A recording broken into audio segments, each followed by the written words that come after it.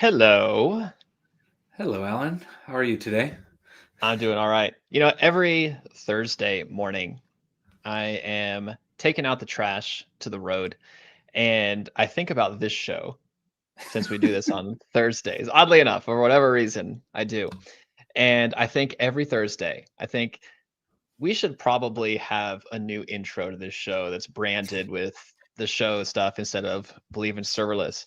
And then we come in and we run that intro, and that music is so catchy. It just makes me not want to do Yeah.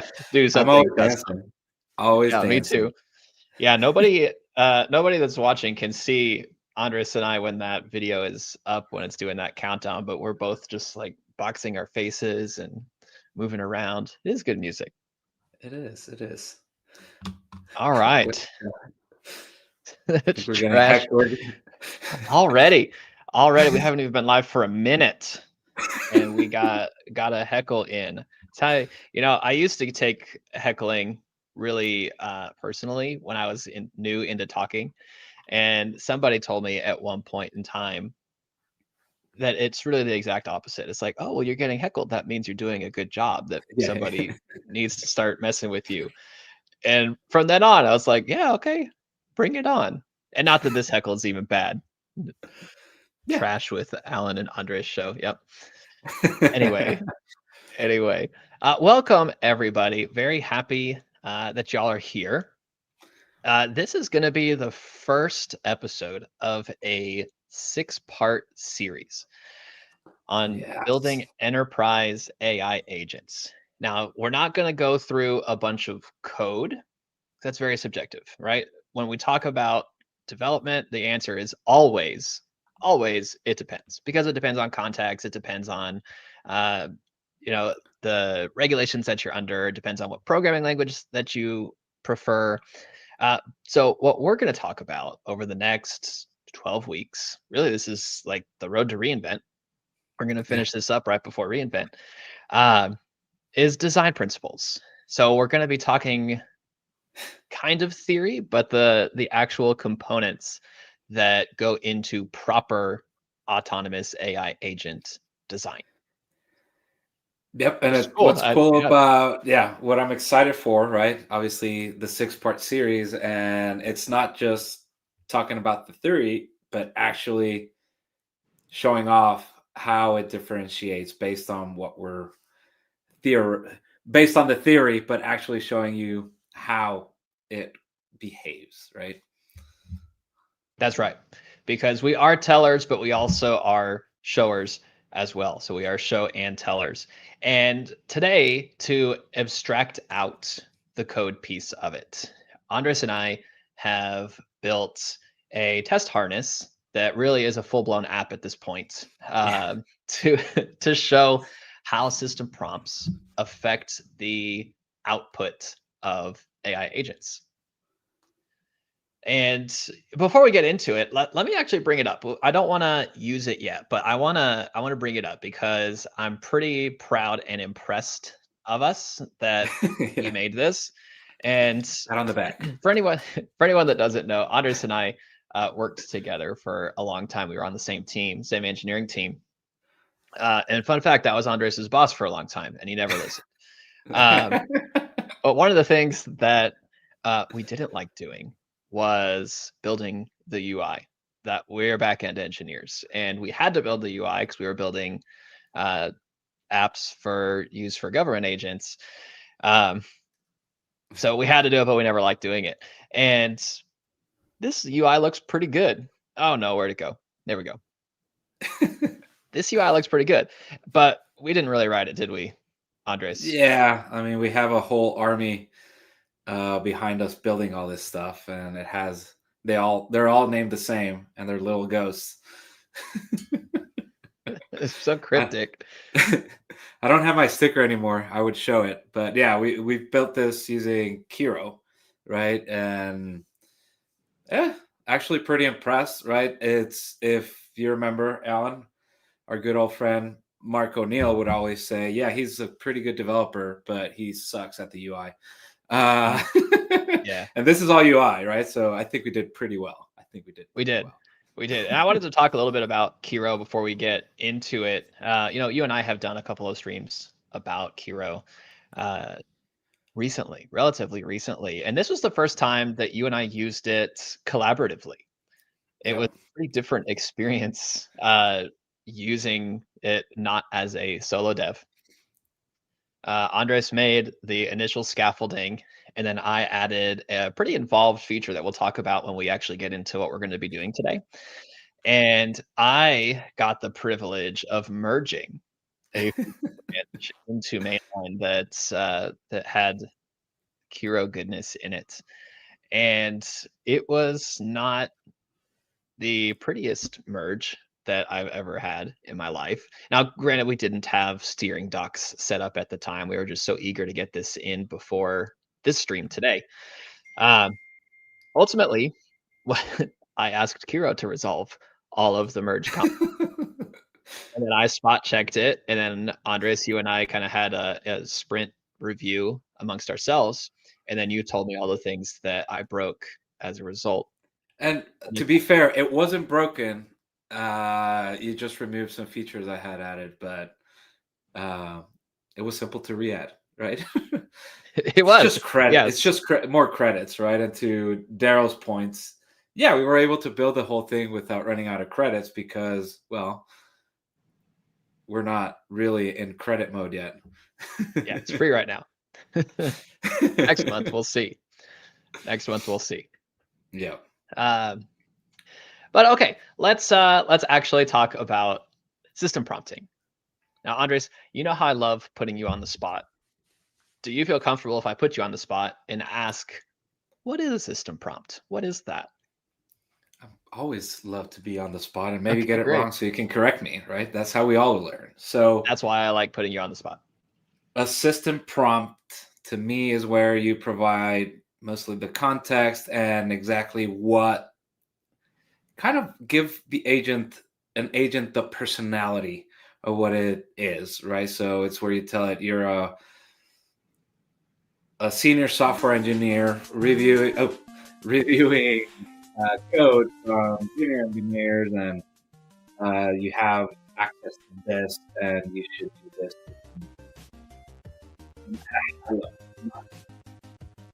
I can't hear you anymore. That might be me though. It's just Could the be my music's fault too good. Yeah, there we go. Yeah. When I wonder when we'll turn this show into like a DJing show where it's just you and me. Waka, waka. No, That's during reInvent we'll do that. okay. So, yeah, you were mostly right with that. I would say, and I mean, and really, it comes down to semantics, right? It depends on your answer. You had said that a lot of it is context providing, and I just have to nitpick at that one a little bit because context, when we're talking about LLMs, we're talking about AI agents, come in many forms. And a lot of times user prompts provide the actual context, the work context, if you will. And we'll talk about that when we're running the Promptatron 3000. The way I would summarize system prompting is the natural English language guardrails that you're giving the LLM. Who are you? What do you do? How do you do it? What is the output you're supposed to give? It's basically everything that you need to tell the LLM prior to the user context to make it do what you want. Yep. Okay. So the big distinction there between just flat out context and context. Yes, I said what I said. But yeah, and that's what I see. I think it's before getting to an order, right? So it's like, what can I do, right? If I were an agent, it's like, this is what I do, this is who I am, before somebody tells me what to do, and I can act on it, right? It's like, you're a barista at Starbucks. You got to get the name wrong and then give the order, right? That's right. If you don't get the name wrong, you at least have to spell it wrong. Yeah. So that's what we're going to be messing with today. Now, we know a lot of us have experience with building with LLMs at this point. We have done chatbots, we've done RAG pipelines, we've done coding agents. A lot of people have done coding agents, but we're turning it. We're steering this conversation now to let's build things that don't just write code. So tired of that use case. Let's talk about actual solving of business problems. And in order to do that, you really need to hone in on the system prompts, because you have to tell the LLM, this is your job. Do not do anything else besides your job. Do not make things up. Make sure it comes out in this format. And please do it with a smile on your face. So that's what we're going to do today. Because if it doesn't, you can't trust it, and you can't realistically deploy that agent into production. And I thought about this yesterday. I was driving yesterday thinking about AI agents like I usually do. And I had a wonderful realization yesterday, and I was excited to share it today. If you don't have good system prompts, agents behave like middle children or second children. When really we want AI agents to act like firstborn children. Now, if you have kids, you know exactly what that means. Yes. If you don't have kids, I will explain the best I can, where a firstborn child does exactly what they are told to do every single time, and they do it generally very well. A second kid, you have no idea what that kid is going to do. Ever. They'll say they'll do it, do something completely random, off the wall, or not do it at all. If they get around to do it. And so what we're going to be doing with the system prompt today is making our AI. This is a good one. So Daryl's oldest two daughters are twins. So how does that work? I don't know. You tell us, Daryl. I don't. That's getting too specific. I'm going to back out. I'm backing out. I only speak in generics when I talk about it like that. So there is an interesting question, though. And he's actually saying it's an interesting question. You always set the system prompt at the start of a new LLM interaction context. Can you ever change it and still call it the same context? It depends on how you define context, really. Yeah. Because yes, you absolutely can. Every single time you call an LLM, and let's just say it's a multi-shot conversation, you're responsible for feeding it the entirety of that conversation window. And basically it acts like a one-shot every time. You're just giving it more and more information every time you call it. So you can totally change the system prompt 5-6 rounds, shots, if you will, into a conversation to do something else. Should you? Probably not. I would say that's probably more of a role or responsibility for another agent if you want different behavior. Or if you do want nuanced behavior of roughly the same thing, that should be something that you bake into that initial system prompt. And we can do that. We could test that today. You know, that's one of the fun things that Andres and I like to do, is we do like to go off script. And while we do have an outline for today, it's up to you guys. You know, if you guys want us to veer somewhere else, we will veer somewhere else and try it. The Promptatron 3000 is pretty flexible, so we can go. Yeah. Now let's bring up the Promptatron 3000. Okay, Andres, you made this thing. Talk us through it. So there's a series of steps to actually go and invoke the LLM and execute it, right? So first, we have access to all the Bedrock supported foundation models, right? So if you expand that, you'll have everything, right? Claude Sonnet. It's not showing the drop down, unfortunately. That's annoying. But you have all the ones, and then if something cool that Kiro added is if streaming is supported, it added a little lightning bolt, right? But there are all the options. And then we have data sets, right? So we want to give it context on what information it's going to act, right? So initially we only have one data set type, which is fraud detection, and we have several data set files, which is international transactions, mixed, and retail. So yeah, this is just CSVs with information that it will use to do analysis. And then this is a feature you added, right? So each data set is tied to tools. And we'll go into those, right? So the fraud detection has access to freeze account, flag suspicious transactions, create fraud alerts, update risk profile. So just to act, what actions can it do based on the data set? And then it's sorry? If you don't give an LLM tools, is it an agent? No, it's just an LLM running a... It's just a chatbot if it doesn't have the ability to act.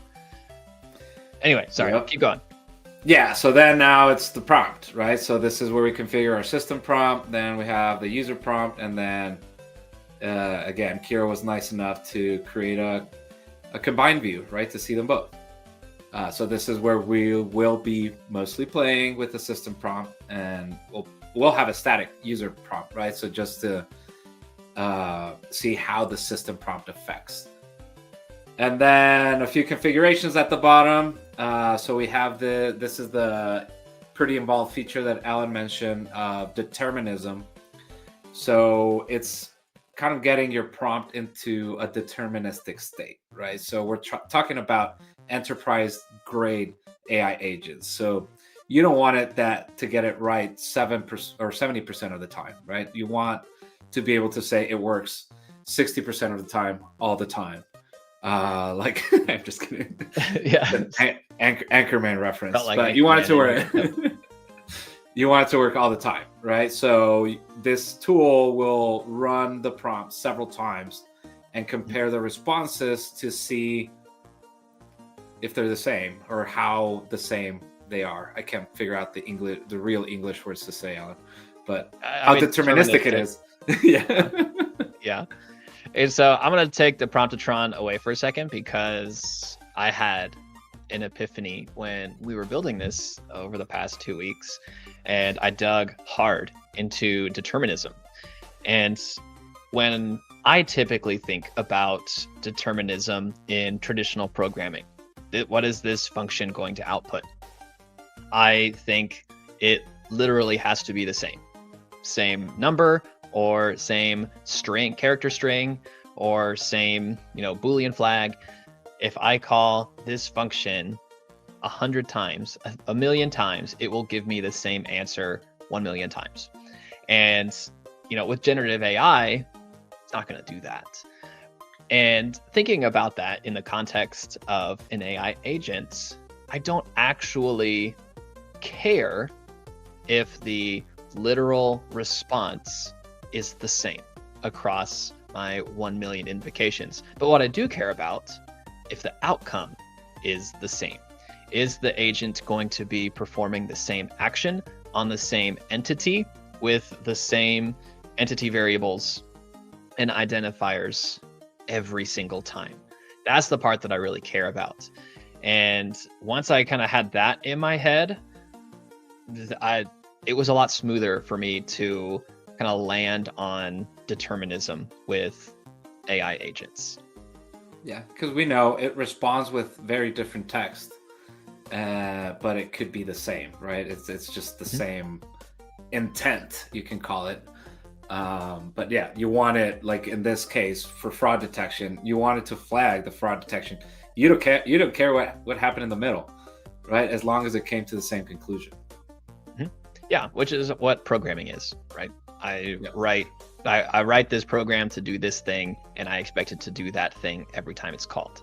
And it's ultimately the same thing with AI agents. Really, that's what I want. I'm not building a generic all-seeing agent that does everything under the sun. I'm building an agent that serves a specific purpose, and I want it to fulfill that purpose every time it is invoked. Yep. So that's what this little checkbox does. Determinism evaluation. What it's doing behind the scenes is, we'll do this. We'll build a system prompt, we'll build a user prompt, and we'll actually run it. But behind the scenes, it takes that same system prompt, user prompt combination, and runs that for us asynchronously 10 more times. Just super small sample size. When we're talking about enterprise development, it needs to be much larger than that. But for the scope of our show here, 10 times is enough. And it looks at what tools did it call. Did it find, we're doing fraud detection today, so did it find the right transactions that are fraudulent in every single run? What is it doing, and did it do roughly the same thing every time? So it takes those 11 results, the initial one plus the 10 extra that it ran, and normalizes the data, and then passes it to another LLM with a whole suite of instructions. It says, hey, can you grade this for me? Give me a letter grade, give me some reasons why it got that letter grade. And then it renders it on screen. Very fun. It's a meta agent, which we'll talk about in like four more of our shows. I think that's episode 5, is using meta agents. Isn't it what Daryl's bringing up, kind of, right? For testing, take the LLM response and feed it into another LLM request and ask if it's the same as other cases too. Yeah. Similar. Yep. It's the same. It's the same thing. It's expensive to do, but when we're talking about building these things in enterprise, it is less expensive than a production error that sends you down the rabbit hole. Yeah. And cool UI thing, right? Looking at the PR, this is using web workers on the front end to be able to run it asynchronously. Yeah. Yep. Was that your decision, or was it Kiro's? Yeah, that was my decision, and I shot myself in the foot with that one because I added a lot of complexity. Doing the web workers, and it happens every time. Every time you and I make these distinction or like these implementation choices, it always just shoots us. Anyway, let's make it work. Let's start. Let's do this thing for real. So we have our prompt configuration here, and our user prompt is never going to change. Today, we are only talking about the system prompt. And so we have these preset user prompts here. Detect fraud. Please examine the following data for potential fraud indicators. Identify suspicious patterns, explain your reasoning, and act on high-risk possibilities. That's it. When you have a good system prompt, that's all you need for the user prompt. And then we're injecting the CSV data as well. So the data that we chose here for the dataset file, it gets injected into that prompt at the end, and it just goes and it filters everything. So what model should we use, Andres? I can't see the drop down. Oh yeah. Yeah. We can use Sonnet, Claude Sonnet. Yeah. It looks like my account that this is hooked up to, it doesn't have some of the more recent models, so that's on me for not preparing. We'll use 3.5, Sonnet 3.5. Yep. Seems like a reasonable capability model. So and something cool I learned while setting up for this, right? That you go through all this enabling and approval process to set up LLMs to work on your account, right? Or foundational models. This is supposed to end like September 28 or something. There's a big banner at the top, and everything's going to be pre-approved in the future, so you don't have to do all that. That's right. And you should handle it via SCP or any other type of organizational protection. Mm-hmm. Okay, let's do it. So the first thing we're going to do is we're going to run this as is. We're not going to give it a system prompt. And this is how we all built chatbots at the beginning. When LLMs were available, we were like, what's a system prompt? I'm not going to do my research and figure that out. I'm just going to give it the information that I want to give it, which in this case is, tell me if there's any fraud here, and here's the data. And so I expect the outcome that I want is for it to call the freeze account tool. I don't remember offhand what the transaction IDs are, but the determinism tool will tell us what the LLM finds. So let's see. If you give it no structure or guidance, what does it do? So let's run that. Oh, by the way, everybody that's watching, I would call to action here.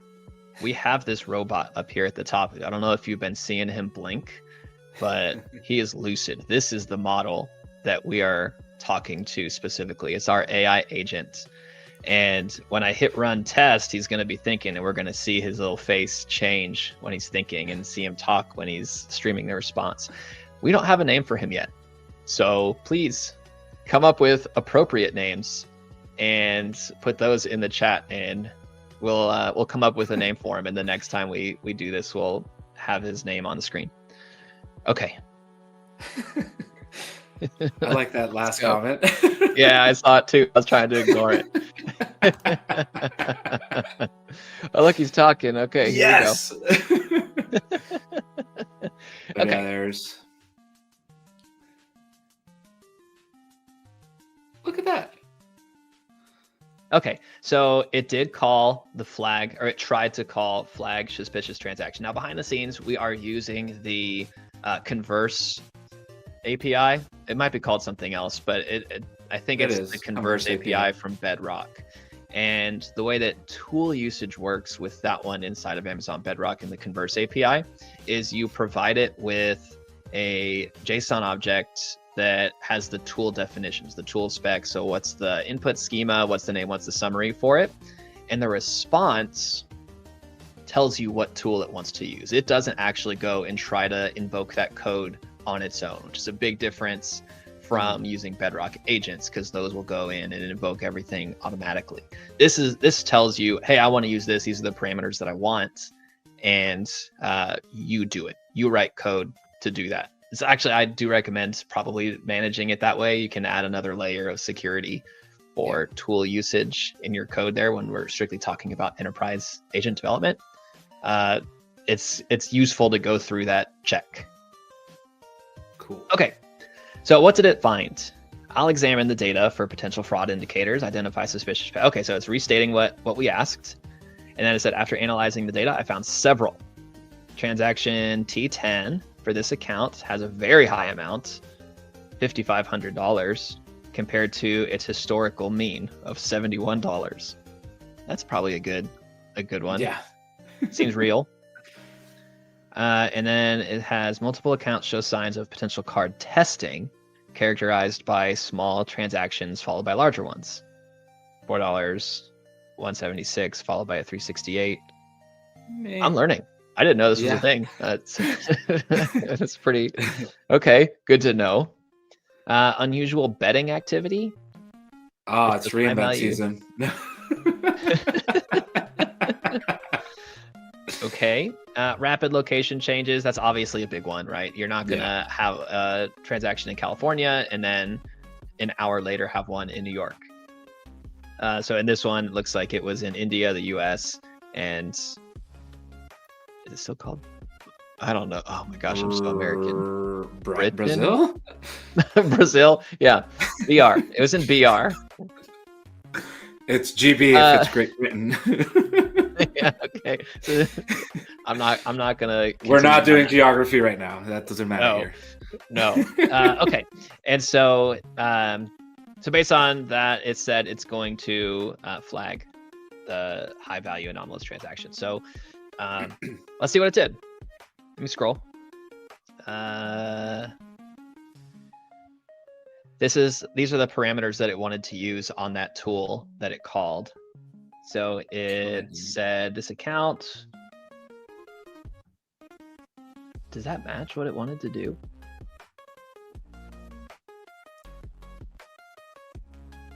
Probably yes. So it says it's pretty sure that that is the same. 90%. Okay. Now look, our determinism evaluation came back as an F, which honestly is what I expected. Well, I don't know. Anders, with an AI model or with an LLM that has decent reasoning capabilities and you don't provide it a system prompt, would you expect it to be an F? Let's see why.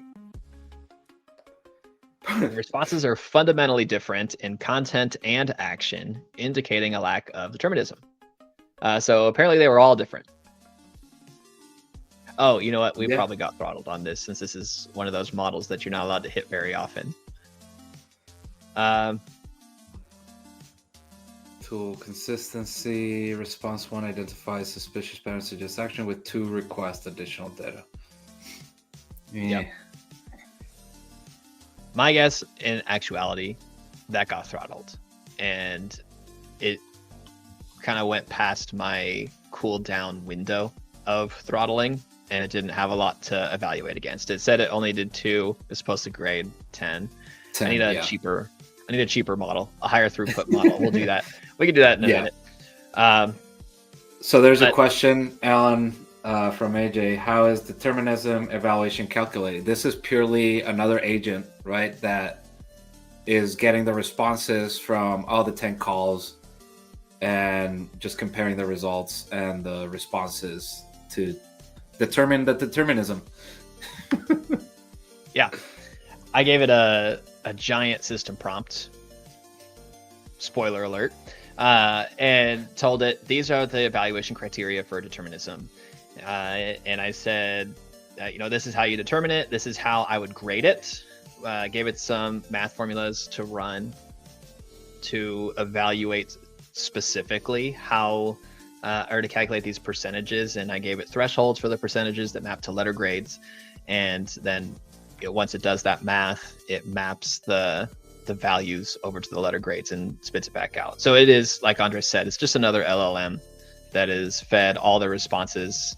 If you missed it, it ran this system prompt user prompt combo 10 times on a worker thread, just kind of async, took all those responses back and then ran it through that.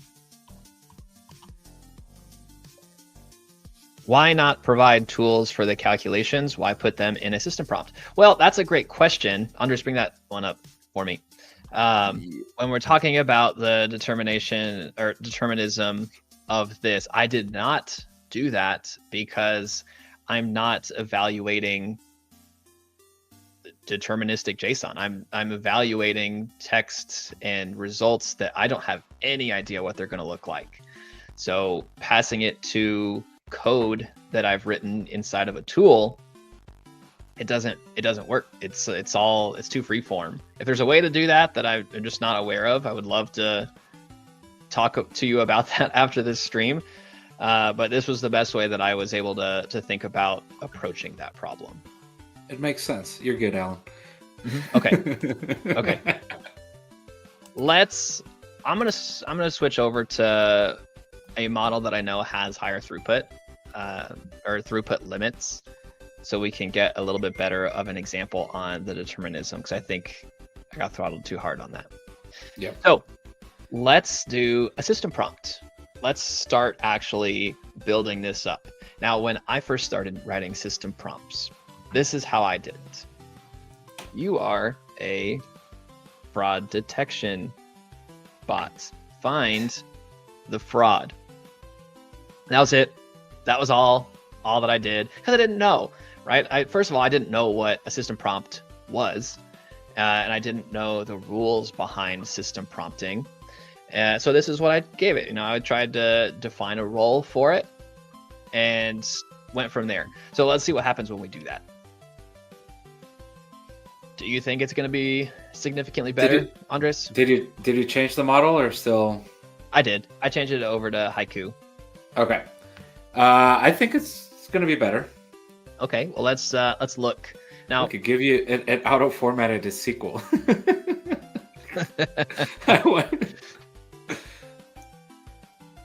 Nice. Okay. If we go through, it obviously the output's different. We're using a different model. So the structure of the output is a little bit different. It said it suspects this one, which is consistent with what we saw the first run. Yeah. It said that transaction has an anomaly. It made up its own type. New device, new geo high wire. And then it gave the reason. It said these are card testing, so that's consistent. Yep. This one was betting. Yep. This one was new merchant short history. I think I had skipped it from this point on. So maybe these are consistent, maybe they're not.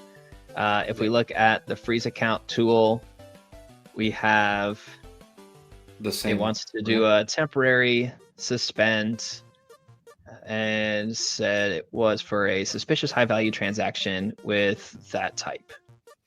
So it got a D, which is not an F, Yeah. It did analyze, so we're not being throttled anymore, which is good. The majority of responses requested data instead of providing analysis, leading to low decision and structure consistency. Okay, fair. 10% decision consistency. It's still pretty low, yeah. Yeah. And so really what this is comparing it to, we're always going to see these percentages in 10% increments, because it's comparing this one that we're reading on the screen And with 10. 10 others. Yeah. And so this means that one of those 10 matched the outcome of that first one. Cool. 90% of them were the same. And everybody wanted to use the same tool. So that's good, at least. That's good. Exact text match. Okay, so that's kind of like a red herring. So that's comparing itself to itself. Yeah. Only one response provided detailed analysis and recommendations, while the others requested data. Okay. Yeah, nice. It's So getting better. I still feel, I mean, it is, but I still feel like we're kind of at the ground level. Well, I wouldn't accept this for my multi-million-dollar company, billion-dollar company. Yeah, agreed. So how do we improve on that? Andres, do you have any thoughts? And I'll just tell you yes or no, because I already have set what I'm going to do. So you tell me. It's expanding the system prompt a little bit, right? So it's giving it more on, you're not a bot, right? But giving a better personality on, you're a fraud detection analyzer, whatever that really is. Mm-hmm. Analyze more specifically, analyze these transactions for, I don't know, maybe you even want specific fraud detection and not just all. But yeah, we're not going to do that. But yes, that is a good idea. That's when there's a lot of different options, like the different types of fraud. Yes, you would want to account for that. And I don't want to skip ahead too far. So right now, we're going to start on square one, which is strongly defining the role. Now, I know with Anthropic models specifically, which is what we're using Haiku, they like prompts structured like this, where you have basically the category or like the type of information that you're giving it. And then the next line has 3 dashes, and then you go in and you tell it underneath what that information is. So let's define the role a little bit stronger for the LLM. So let's say you are a fraud detection agent, and then we're going to say what it's actually going to do. So, I couldn't tell you, Andres, you're a developer, and leave you at that. I'm going to tell you a little bit about your job function before I turn you over to the keyboard. Yep. So let's see, analyze batches of transaction data and identify potentially fraudulent ones using the rules. We're not there yet. Just a reminder, Andres and I do prepare ahead of time. So I'm reading the prompt that I wrote ahead of time that we're going to end up at. Okay. When suspicion meets a freeze threshold, and so what this means, if we're not going to define the freeze threshold, the LLM is going to define that for itself. Okay. Invoke the freeze account tool exactly once per affected account. Do not guess or deviate from rules. And we'll define those rules in a minute, but right now we're just strongly defining that role. And that, I think, is a pretty complete role. Now we have a bunch of other information that we can add to this to make this system prompt stronger. And we'll talk about that while we let this run and let the determinism checker evaluate the quality of this. So what do you think about that, Andres? I see you're messing with your beard, which tells me that you're thinking pretty hard. I'm just trying to bet on what grade it's going to get. I think it's going to get a B. A B? Yeah. Okay. I don't remember exactly what my thresholds were that I gave in the system prompt for the evaluator for what is an A, B, or a C. If we go through, I have gotten a B before when I was evaluating this. And I'm again skipping around. You can tell what I'm looking at here, people. This is the history tab. This is so we can go back and see how did we do when you're working with system prompts. It's really good to go see the history and see how your output changed based on what your input is. So we have the history tab in here that tells us a little bit about those results. So I got a B before. I've never gotten an A. Maybe we'll get one today in the next 20 minutes. Okay, test. We'll get there. We will. Looks like we have a bug in the Promptatron 3000. What happened? When I switched tabs, it did not bring back the model response, that ephemeral response. It brought back the system prompt and the user prompts, but it didn't do that. It did, for whatever reason, keep our freeze account tool, the tool usage that it did, which this is a little bit better. It's definitely different than the first couple of iterations that we went through. Time to open a Jira. Yeah. The AJ asked, is the source for this tool available? Yes, it is. I think the way that Andres is furiously scrambling makes me think he's getting the URL for it. Yes, sir. So it is an open source repository in GitHub. And you can also see if you... We've moved fast, so some of the docs need to be updated, but we'll get there. I got it this morning. I updated. You got our dev team working on that? Okay. Yeah. I submitted a pull request, approved and merged the pull request myself, and updated main with the updated README. Yeah, anyway, there you go. So it also has, if you care, space. it has the specs that we've used in Kiro to build this as well. Yep. Okay, so determination. We got a B, like you said, Andres. And let's see why. So it looks like... I can picture the team. I don't know why we got a B if it was 100% consistent. But the exact this is part match. of the... Yeah.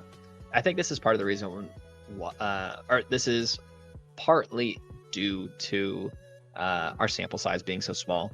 Like when you would actually be going and evaluating determinism for something important like an autonomous AI agent, you're going to want to run this significantly more times than 10. Like we're talking magnitude 400, 500 times to do an evaluation with a sample size that is more appropriate. And that would depend on the scale as well that you're expecting. Yep. Okay, so that one was a B. So the next thing, Andres, what do you think is the next category of information that we should provide in a system prompt? Gonna say it again. Context. Well, we're injecting. Oh gosh. No, I don't know. I'm gonna Google. So the next thing we're going to add is we're going to define the input that it's going to see. So we need to tell it what to expect with the following prompt that it's about to get. So in here we have our input, and we'll say each transaction includes, and I just got this list from the CSV in our source code. So these are all of the columns that we have. And with anything that is not intuitive, you really should be defining what those are. So for me, I don't know what MCC is or MCC description is. Geo is, we know that one. And I actually don't know. So I can't enhance this input it even has some system prompt better. Standard deviation history? What is, I don't know. Well, that's a pretty common thing when we're talking about identifying fraud with credit card transactions. So the standard deviation would be let's say purchases that I make generally span between $30 and $300. And so that's going to give me, if I'm just comparing those two, a deviation of what is 165. So anything that kind of outlies from there, that would throw up a risk. A risk to say, maybe that's somebody that's purchasing something that they shouldn't have. But I don't actually know what these are. In practice, you would define what those are, so the LLM doesn't have to guess, right? That's the biggest thing that we're fighting right now when we're building these system roles or system prompts, is we are fighting it from guessing, and we are fighting it from generally making stuff up. So that's what we have to be. We have to be explicitly clear. So what else we can do is talk about the tooling at this point and define for it what to expect with that tool. So we've given it 4, and I intentionally gave it 4 and wanted to only use 1 because I wanted us to really hone this system prompt down. So it has 4 tools at its disposal. We want to only have it do 1. Can we force it to use freeze account every time if it detects, right? Versus something like flag suspicious transaction, right? We want it to actually act in a production scenario where we're talking about enterprise. It would be the opposite, right? We would want to flag the suspicious transaction versus freeze unless it crosses a specific threshold where we are 99.9% certain that that is fraud. But for the scope of our conversation today, we're going to force freeze account. And I am going to just go ahead and not going to pretend like I'm going to type this live and just paste it.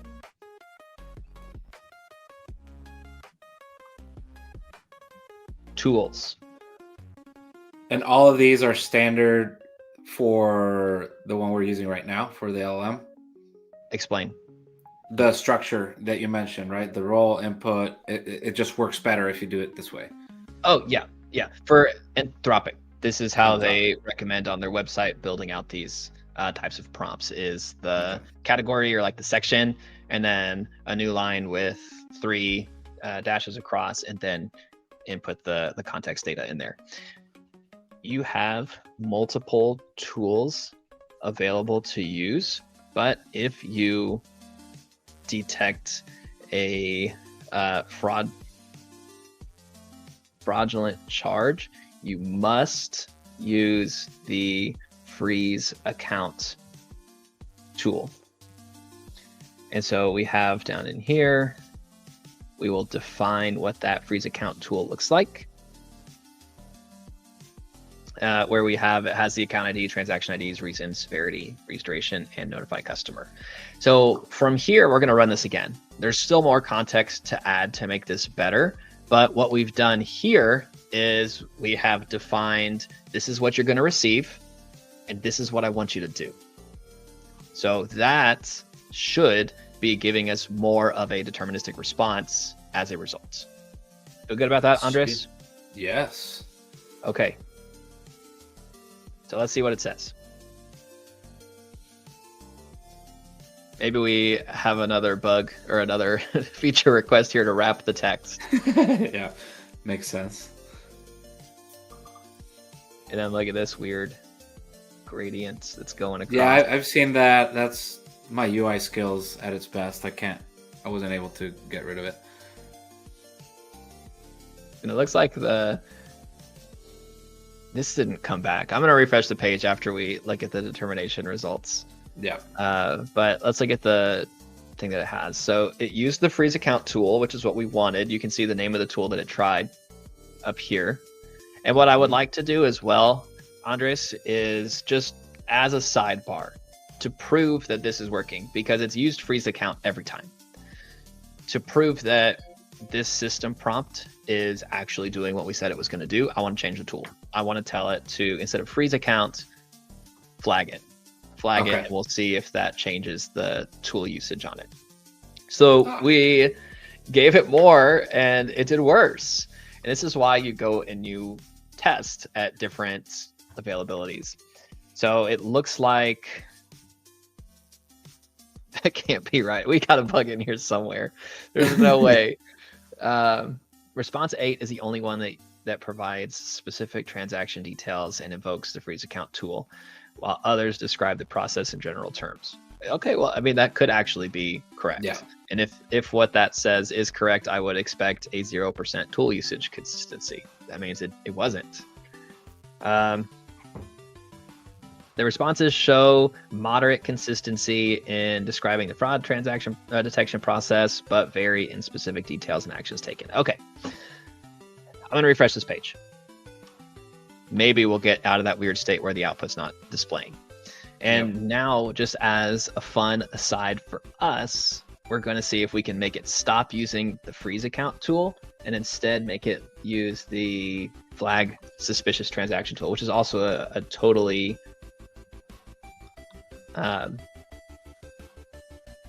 totally acceptable tool to use in this scenario. Okay. I don't actually know what the schema is for flag suspicious transaction. Do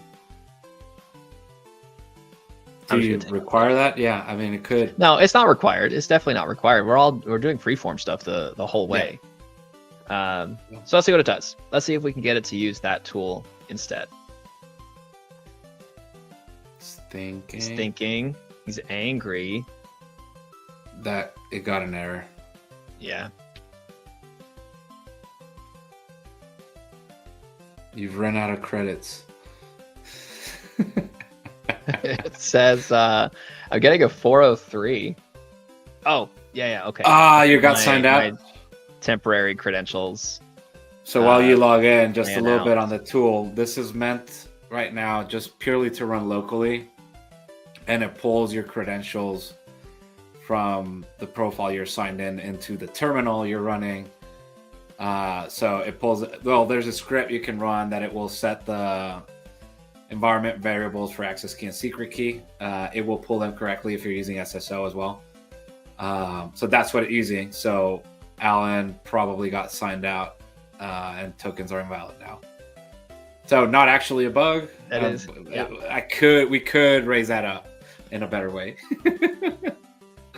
It was, and then I took it out because it took too much vertical space on the screen. Oh yeah, I had the little thing that said connected or authenticated. You did, but it actually doesn't look like it's happy. It's not happy still. I'll run it again. We'll see. It's the first time that's ever failed. Of course, since we're on stream, and we're getting to the good part.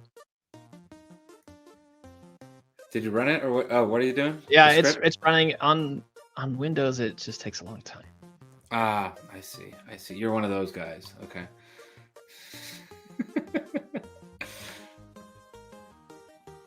No, it really doesn't. It doesn't like this, for whatever reason. Maybe do a new terminal. Yeah.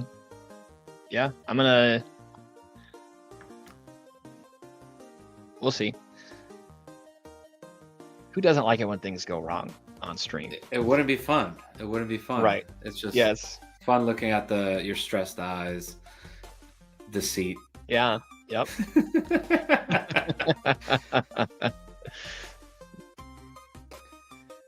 Okay, we're gonna try one more time. Hopefully it works. That would be weird unless my account is just completely rejecting me. There we go. Have you tried turning it off and back on again? The way I know, it has the green, and it tells us that we are connected and validated. Okay. I see. So we have our system prompt. I'm really glad that I added that feature to make it remember everything instead of reload that. Yeah, because you that would have sucked. Okay, let's do this thing. So there's nothing else to change. We have this. Are you on a different tab, Alan, or something? Oh yeah, I am. I shared this one specific one. Let's run it again. Yeah.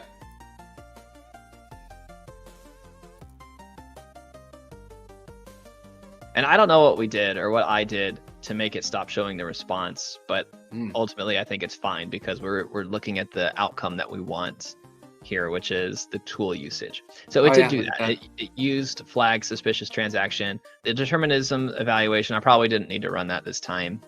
Really what we were doing here on this test was to see what are we trying. Can we force it to act the way we want it to act, which is which tool to use. That's right. And we did. Okay, so next, a relatively big one here is telling the agent via the system prompt how are you supposed to respond to me? Because in a situation where it's you and me talking to it, I can talk in English and be totally fine. But when I am trying to use that output as part of a program, which is exactly what we're doing with an autonomous AI agent, I don't want natural language text. I want JSON. So we're going to do that. And I'm done pretending to type it on my own. We're just going to copy the system prompt that I already have. This is what? Output?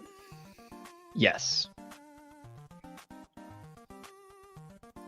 Okay. So we have output. 1, 2, 3. Okay. Nice. Okay, originally formatted in Markdown. Okay, so we have the different scenarios. So this can potentially identify a couple of different things and act in a couple of different ways. So in a scenario where we don't provide it transactions where there's fraud detected, we have to define what that looks like, what that output looks like. Great F.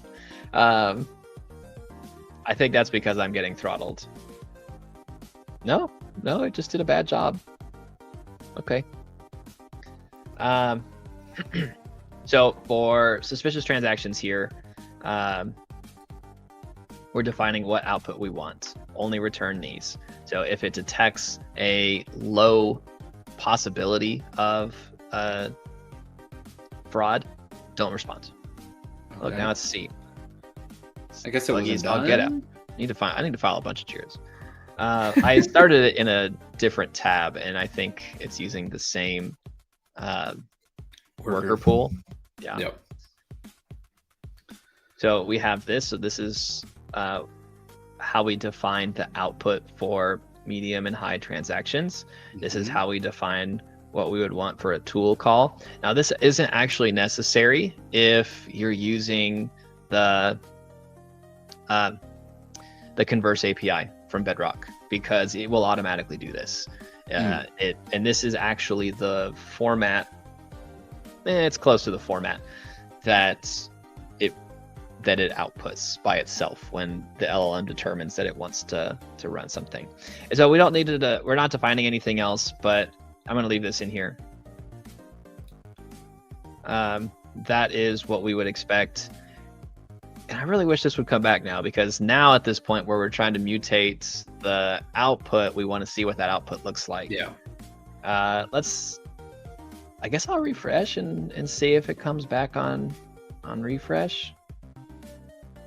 You never know. No. Yeah, I don't know. Let's see if the robot speaks. It's not speaking, so no.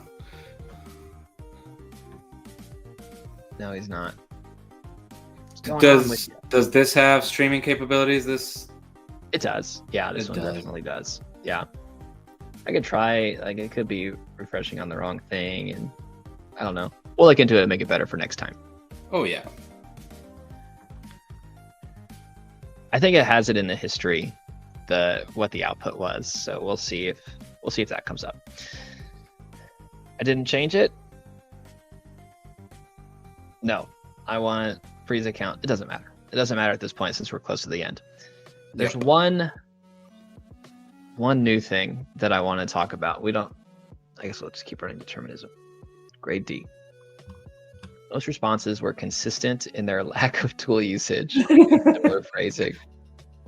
And I think that's related to what you gave it two different directions. I did. Yeah, so that's on me. We're going to modify this one more time and then just kind of talk like we like to do. Freeze account, freeze account. Okay.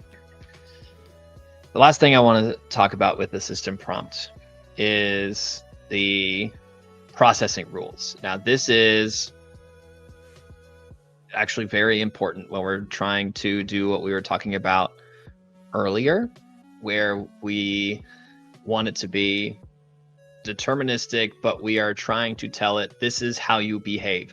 Don't make stuff up.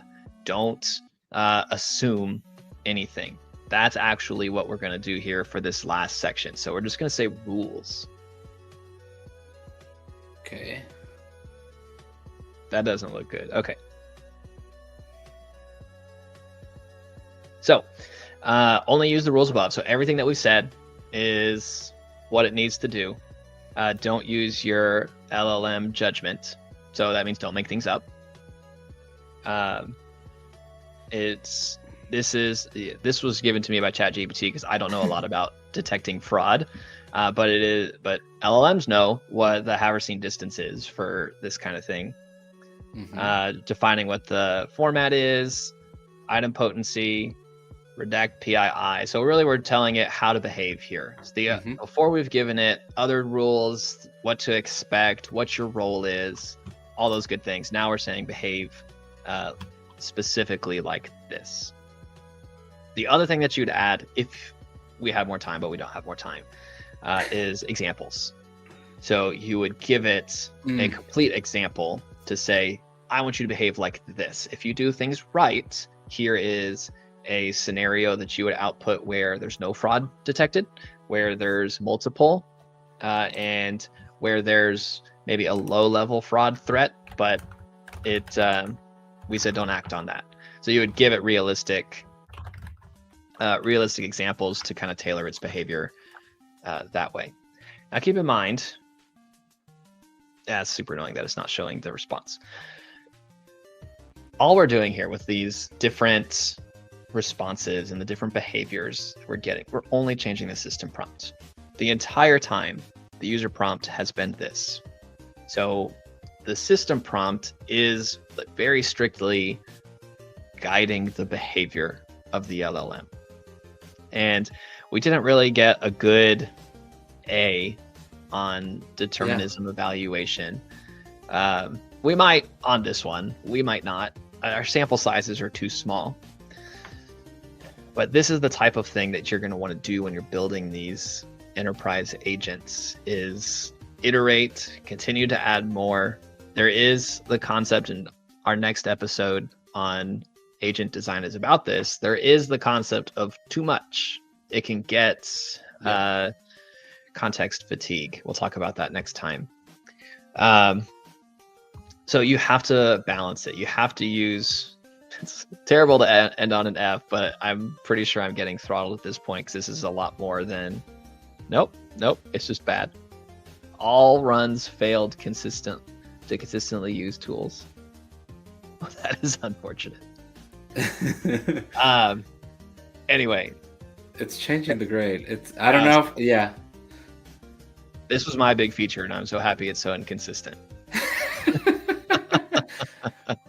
We didn't get a deterministic result, but I get the idea, and it's that determinism. You want to get consistent, not results, but consistent outcomes out of that, right? So, obviously, we're going to keep building out this tool, and obviously, we're just testing live, right? We're always testing in production. That's kind of our thing. So we'll work through those because we're going to keep building this tool out for the other 5 principles, so, right, for the rest of the series. Hopefully it becomes a tool people can use, right? So I sent the link out there. It has instructions. If you're a Windows user, Alan graced us with adding PowerShell scripts instead of shell scripts. So yep. Everybody's welcome, because I know there's dozens of us, Andres. Dozens. Okay, so quick recap on what we learned. When you have a strong system prompt that defines things like your role, What's the input you can reasonably expect? What's the output that you want? What are the examples of the output that you want under different scenarios? You can quite significantly alter the output of an LLM. You can, make it do whatever you want. But the thing is, when we're talking about enterprise grade, we need it to be consistent. We need it to call the same tools with the same structure, with the same IDs if we're running the same thing over and over. Yeah. 10 times out of 10. We don't really have that tolerance at that kind of level to be missing. So iterate, run the same prompt over and over, figure out a level of determinism that you're comfortable with. Don't just push it out and manually test, because you're not going to be able to get that in any reasonable amount of confidence. And just keep messing with it. So system prompts, very important. You can have minimalistic user prompts by just providing the data. System prompts preparing the LLM for, this is what you're about to see, this is what I want you to do with it. And then the user prompt, here it is. You have any other takeaways, Andres? No, it's okay to say no. I mean, it's the foundation, right? So I think like these principles that we're going to be talking about build upon each other. If you skip one, you're just making the tower, it's like Jenga, you're just making it a little bit more wiggly. That's right. That's exactly right. I really don't think it can be stressed enough how important getting that system prompt is. It will define the success of an autonomous AI agent. And there's no limit to what to include and how much, right? But again, be careful, because once it's too much, it might ignore the important stuff, right? So just, it's a balance, and that's why being able to test them out, and hey, maybe I have 1,000 lines in the system prompt, but really it only needs 100, and all the other ones are just repetitive or just confusing the agent. So again, test, and find your balance there. That's right. That's always been the rule for enterprise development. Yep. Okay. Well, thank you, everybody. We are back in 2 weeks, same time, same place, same fun retro theme.